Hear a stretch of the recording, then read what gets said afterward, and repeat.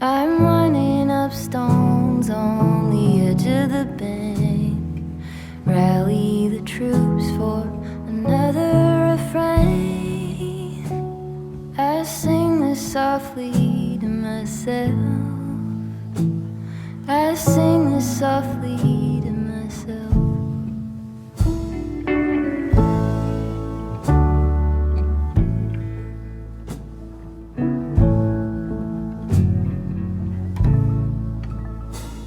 I'm buried beneath the sand.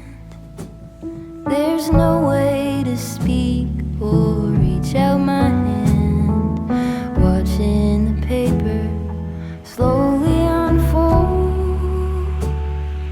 bracing for news that I can't bear to hold. While I'm singing this song to myself, I sing this softly to myself. Tore up my jeans on the fence. This iron road I cannot bend, but my walking is lighter when I walk with a friend. I sing this softly to myself. I sing this softly to myself.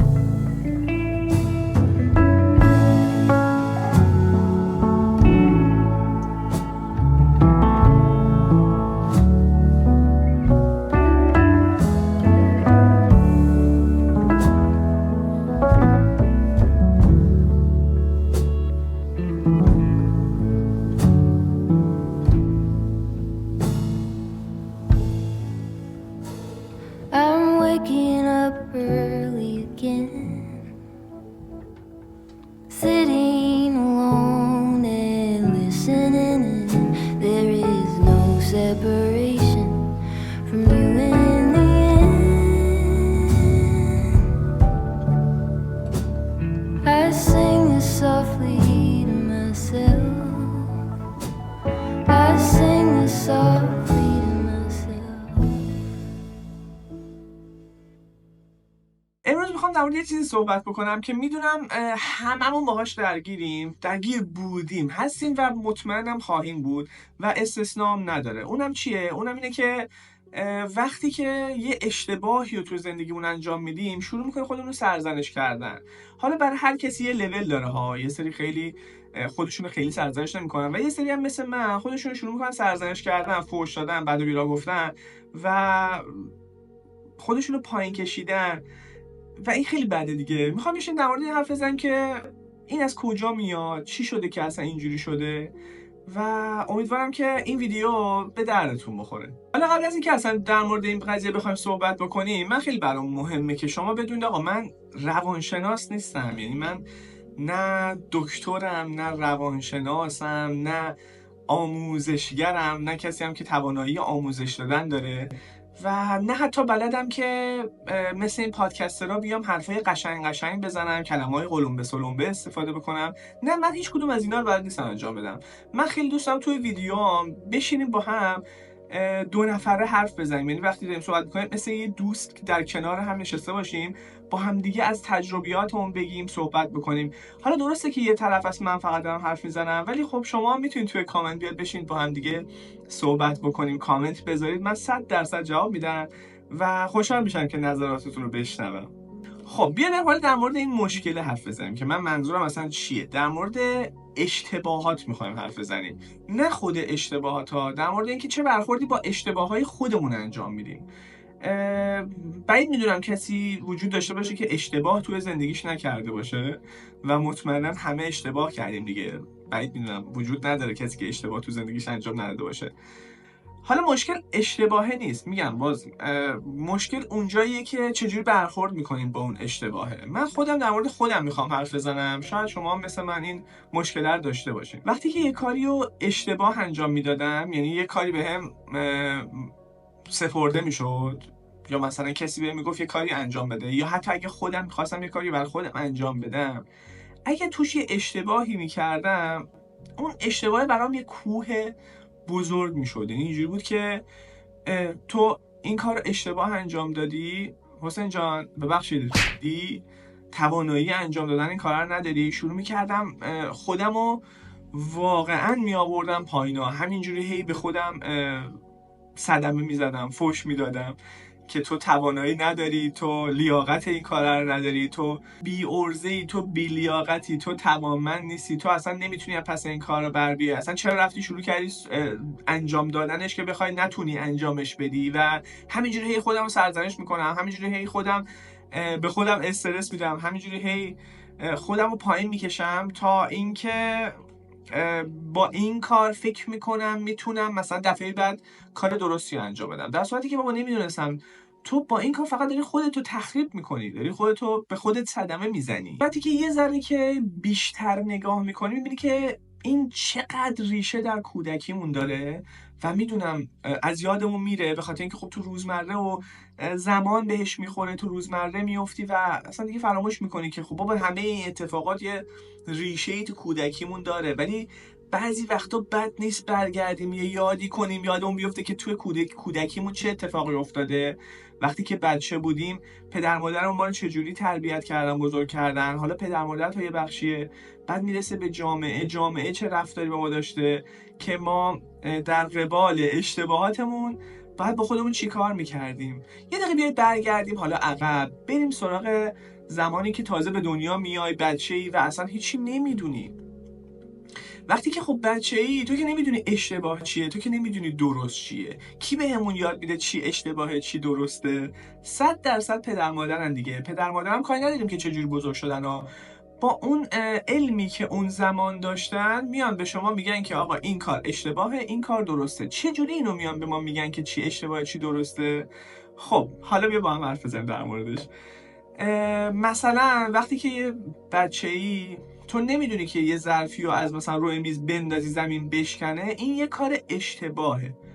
خب چجوری متوجه میشی اشتباهه؟ تو ظرف رو برمیداری میندازی زمین، در قبال اون اشتباهه باهات یه رفتاری میشه. حالا تو هر خانواده متفاوته، یا فوش میدن بهت، یا نگاه غضبناک بهت دارن، یا کتکت میزنن، یا داد میزنن سرت و تو در قبال اون کاری که انجام میدی میفهمی قراره تنبیه بشی. همه اینا یه نوع تنبیه دیگه.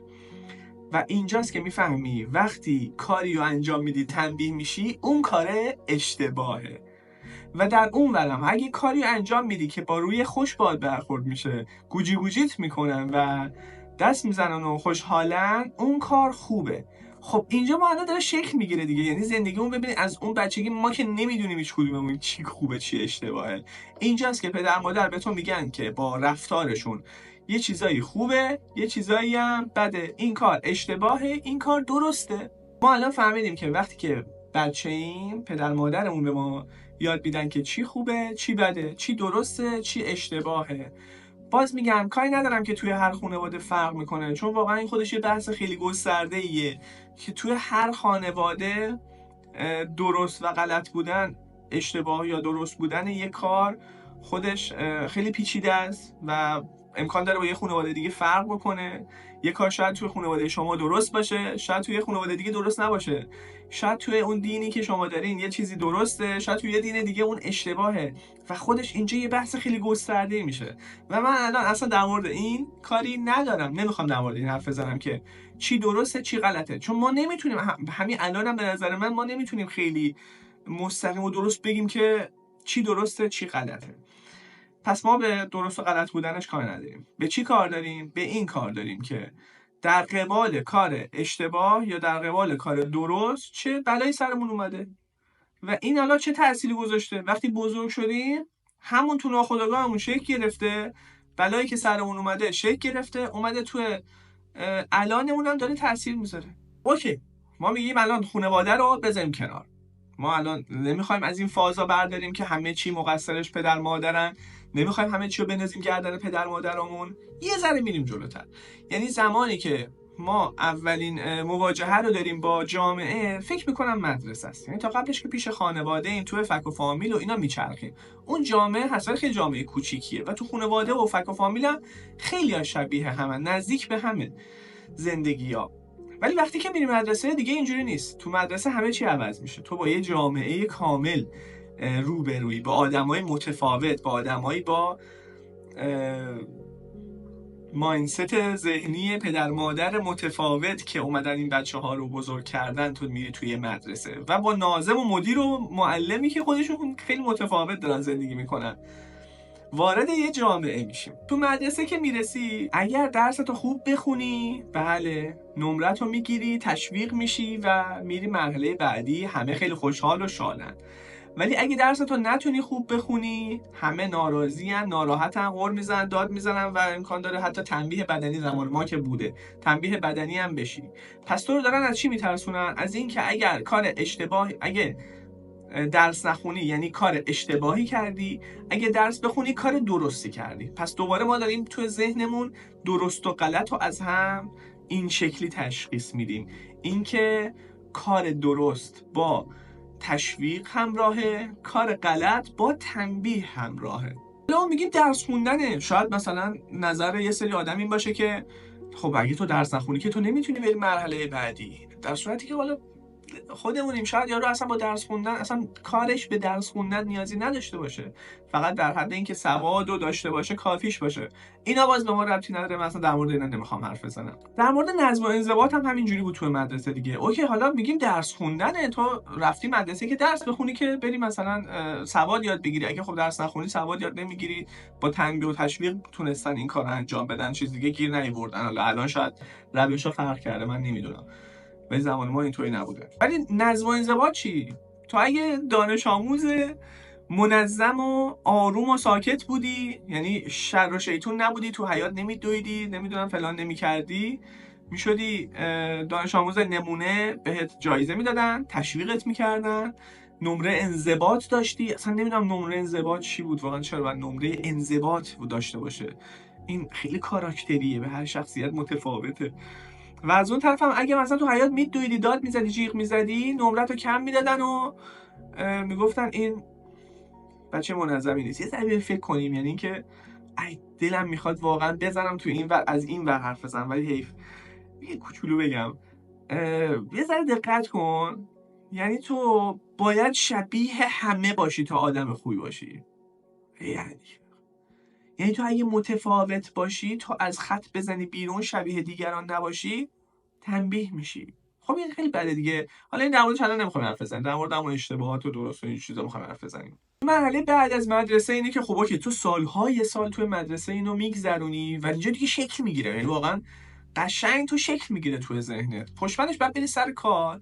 میری سر کار، تو یه آدم میشدی که میفهمی اگه کار درستی انجام بدی تشویق میشی، کار اشتباه انجام بدی تنبیه میشی. میری توی سر کار و از ترس اینکه کار اشتباهی انجام ندی کار رو انجام میدی و با یک جامعه ای روبرو میشیم که همه آدما، تقریبا همه آدم‌ها میرن سر یک کاری و متاسفانه ترس از قضاوت شدن دارن، به خاطر اینکه یک کاری رو اگه اشتباه انجام بدن بقیه قضاوتشون میکنن و خود این دوباره یک تنبیه ها، یعنی قضاوت شدن رو یه تنبیه میبینن همه.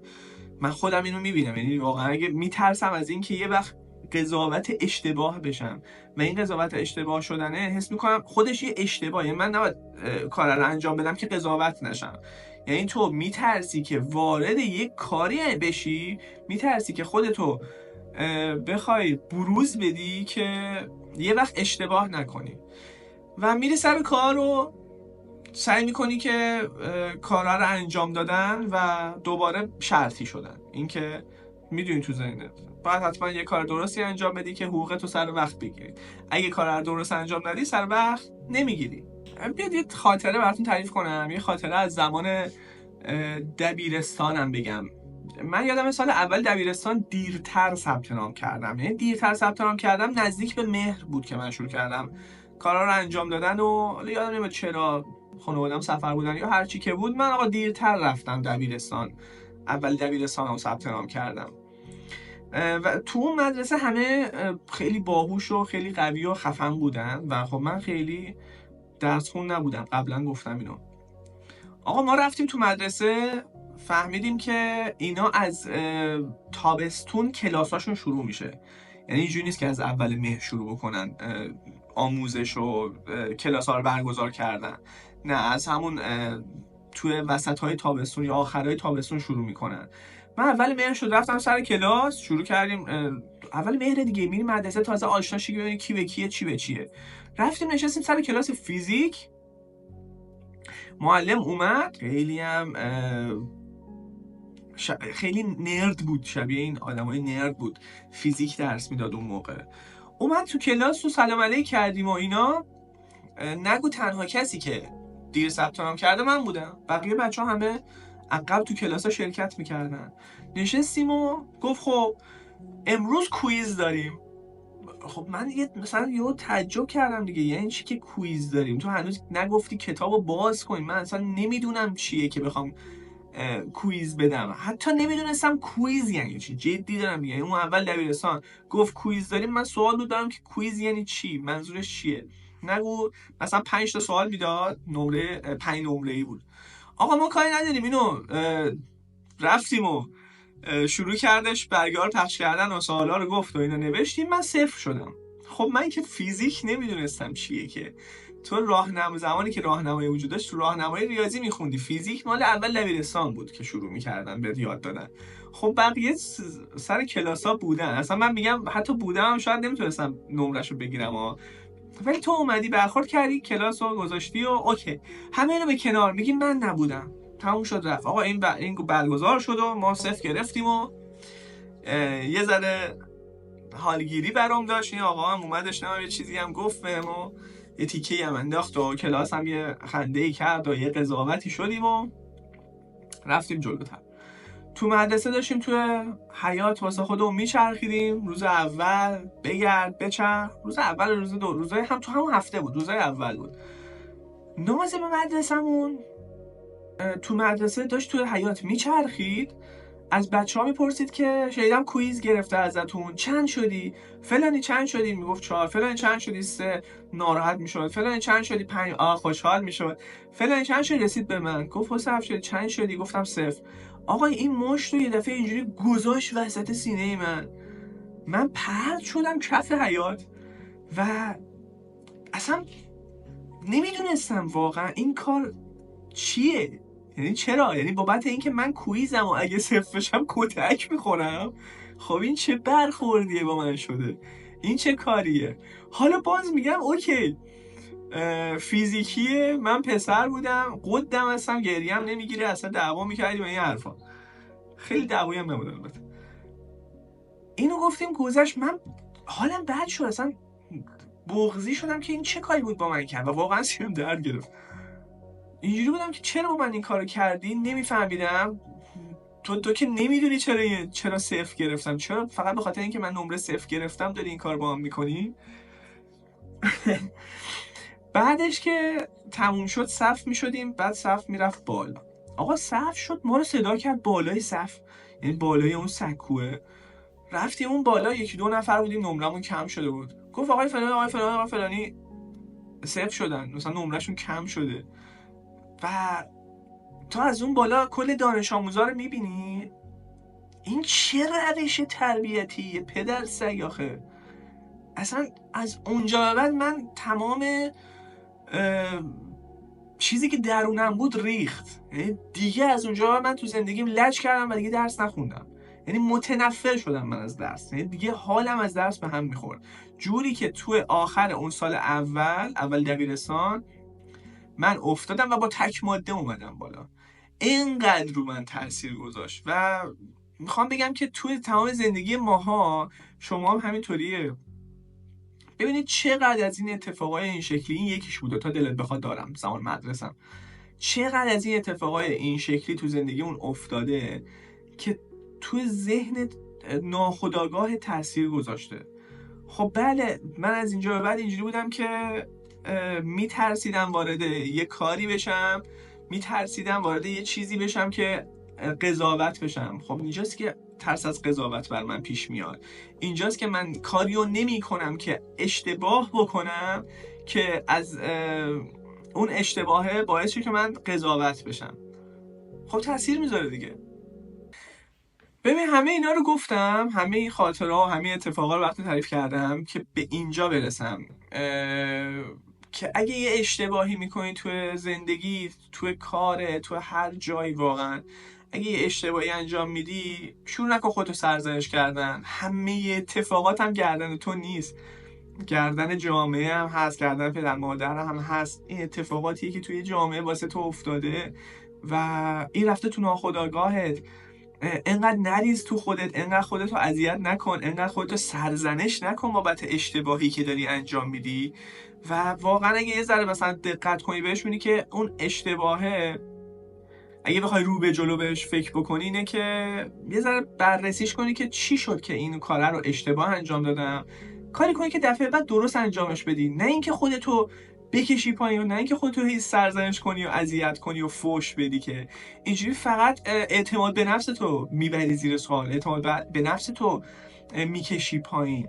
و همینجوری که هی بره جلو، کم کم اینقدر اگه این اتفاقا رو هی واسه خود پیش بیاری، اگه سنت کمه، تو رو خدا از الان به فکر باش، اگه این اتفاقا رو هی بیشتر برای خودت پیش بیاری، هی خودتو بیشتر سرزنش کنی، وقتی که میای جلوتر دیگه واقعا دست و دلت میلرزه کاریو شروع بکنی که یه وقت توش اشتباه میخوای بکنی. اینجاست که دیگه قدرت رو از خودت میگیری. یه چیزی بگم، این که فکر کن دوست صمیمیت یه کار اشتباهی رو انجام داده، زنگ زده به تو، یا اینکه با هم دیگه رفتید بیرون، دارید مثلا شام میخورید، میگه مثلا فلانی من حاجی این کار رو خراب کردم، این کار رو اشتباه کردم. میای همونجا واقعا بهش میگی آقا دی اشتباه کردی، تو اسکلی، تو نمیتونی، تو تواناییشو نداشتی که این کار رو کردی. خداییش نمیکنیم دیگه، یعنی با دوست صمیمیمون ما این کار نمیکنیم، نمیایم بهش بگیم که اعتماد به نفسشو ببریم زیر سوال، نمیایم کل زندگیشو ببریم زیر سوال، نمیایم قضاوتش بکنیم و دلداریش میدیم، همدردی میکنیم، همش بهش میگیم که اوکی میشه، درسته، تو تواناییشو داشتی، این دفعه رو خراب کردی. ولی چرا پس با خودمون این کار رو انجام بدیم؟ مگه ما خودمون نزدیکتر از به خودمون کسی رو داریم؟ پس چرا با خودمون این کار داریم انجام میدیم؟ این موضوع خیلی جا برای صحبت کردن و بحث کردن داره، ولی من نمیخوام خیلی سرتون رو در بیارم. میخوام تو آخر یه چیزی بهتون بگم، در آخر یه چیزی بگم بهتون. البته اونم اینه که اوکی، تو مدرسه و اینا رو خیلی نمیشه کاری کرد، خانواده رو خب خیلی نمیشه کاری کرد، ما شخصیتمون داره شکل میگیره، ولی وقتی که میریم سر کار دیگه دست خودمونه، یعنی کار رو خودمون انتخاب میکنیم که چه کاری رو انجام بدیم. اگر یه جایی کار میکنی که از ترس حقوق نگرفتن کار میکنی، از ترس رئیست کار میکنی، یا اگه یه رئیس سمی داری که تو رو میترسونه از این که کاراش جلو بره، فرار کن از اونجا، واقعا وای نسا. این که رئیست تو رو با ترسوندن کنترل بکنه یه چیز خیلی سمیه، ولی تو میتونی خودت دست بگیری، خودتو، زندگی تو دست بگیری و دیگه اونجا کار نکنی، بری یه جای کار بکنی که به خاطر حال دلت کار بکنی، به خاطر اینکه دوست داری کار بکنی و تسکا رو به اون خاطر انجام بدی، نه به این خاطر تسکی رو انجام بدی که میترسی. یعنی تسکو به خاطر ترسیدن انجام نده، به خاطر این انجام بده که میدونی این کاره درسته، موفقه، تو شرکت رو به اون چیزی که میخواد میرسونه و اون در راستای اهداف تو هم هست. خیلی سخت گفتم فکر کنم، ولی امیدوارم که متوجه حرفم شده باشین چی دارم میگم. خیلی مراقب خودتون باشید. خوشحال میشم در مورد این قضیه، واقعا دوست دارم بیاید کامنت بذارید برام، با هم دیگه در موردش حرف بزنیم. خداحافظ.